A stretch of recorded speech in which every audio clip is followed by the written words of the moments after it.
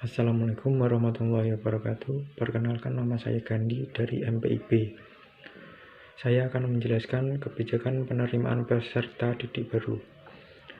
Kebijakan penerimaan peserta didik baru yaitu berhubungan dengan penggunaan dasar-dasar manajemen peserta didik agar seseorang diterima sebagai peserta didik di suatu sekolah.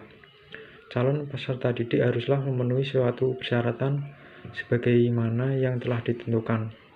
Kebijakan operasional penerimaan peserta didik baru memuat aturan tentang jumlah peserta didik yang dapat diterima di suatu sekolah. Penentuan mengenai jumlah peserta didik tentu juga didasarkan atas suatu kenyataan-kenyataan yang ada di sekolah. Faktor kondisional tersebut meliputi daya tampung, kriteria mengenai peserta didik yang dapat diterima, anggaran yang tersedia, prasarana dan sarana, tenaga kependidikan yang tersedia, jumlah peserta didik yang tinggal di kelas 1, dan sebagainya. Sekian. Bismillahirrahmanirrahim.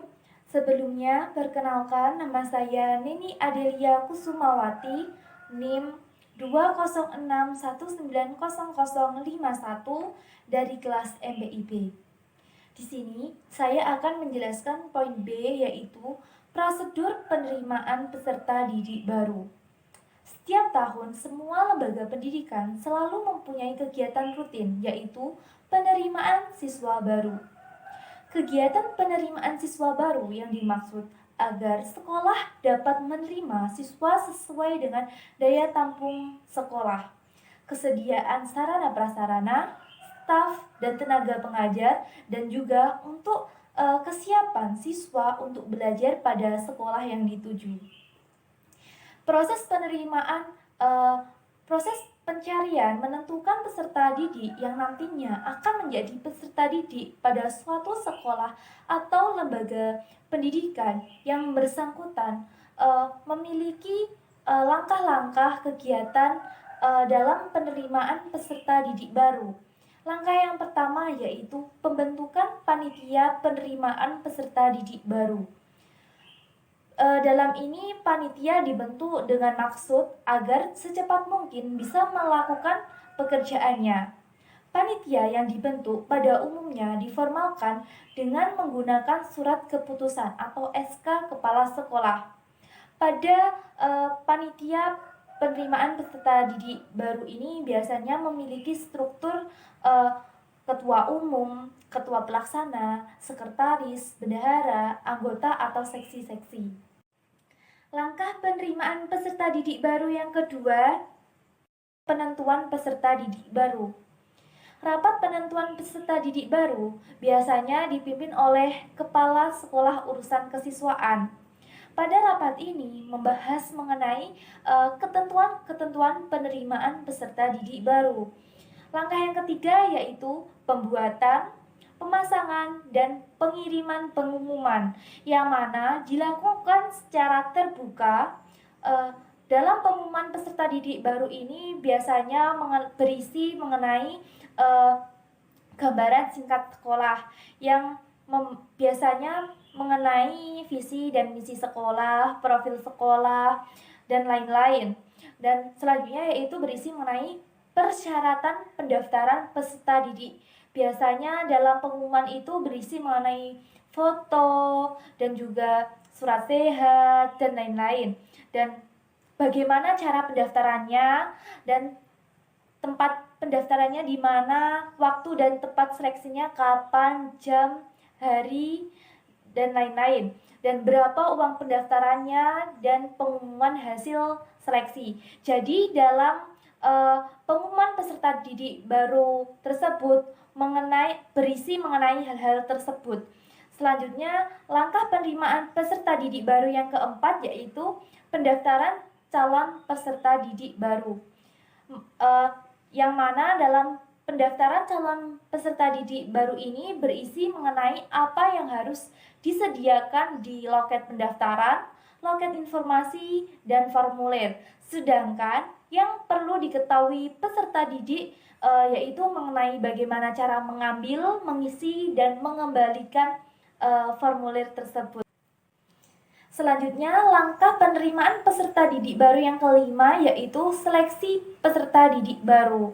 Dalam seleksi peserta didik baru ini biasanya menggunakan sistem raport atau PMDK, ranking atau DANEM, tes yang diadakan sekolah.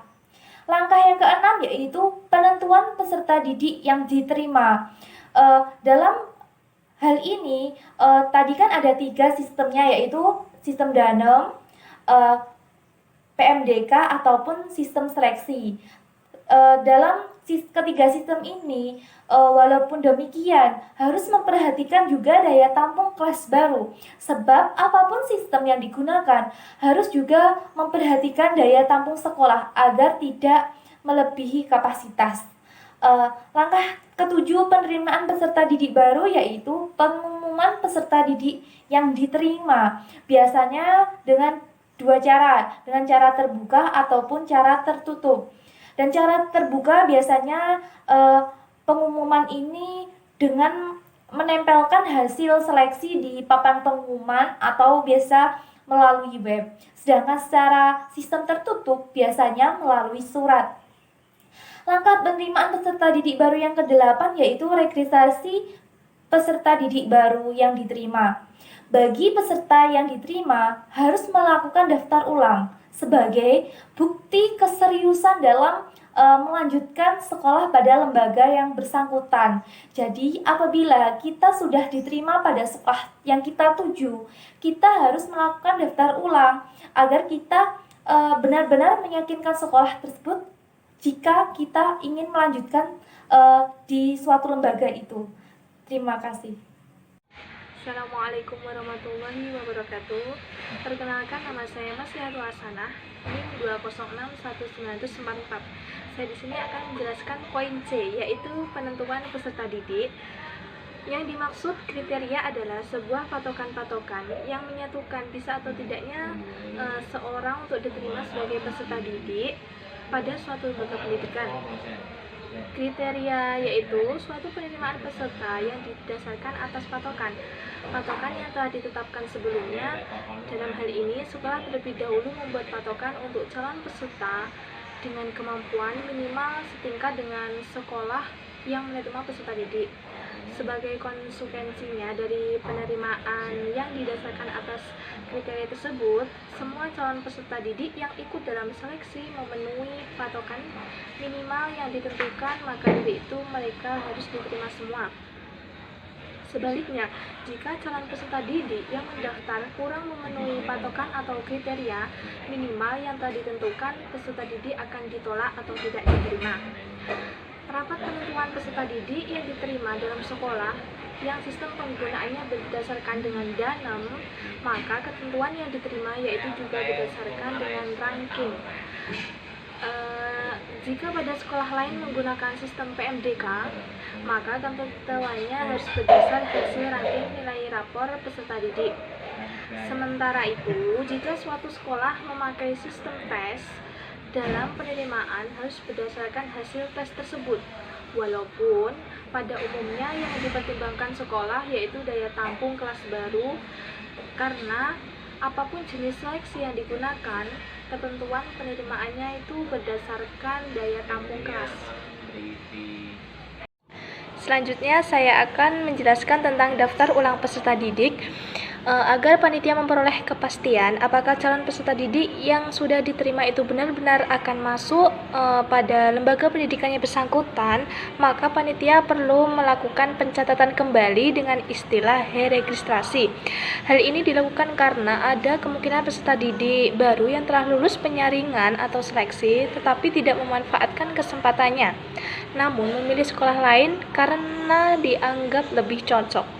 Daftar ulang digunakan untuk memastikan bahwasanya siswa benar-benar sudah masuk dan menjadi siswa, juga sekaligus untuk mengumpulkan persyaratan yang diperlukan terkait pendataan siswa dan kelengkapan yang lainnya seperti baju seragam yang akan digunakan.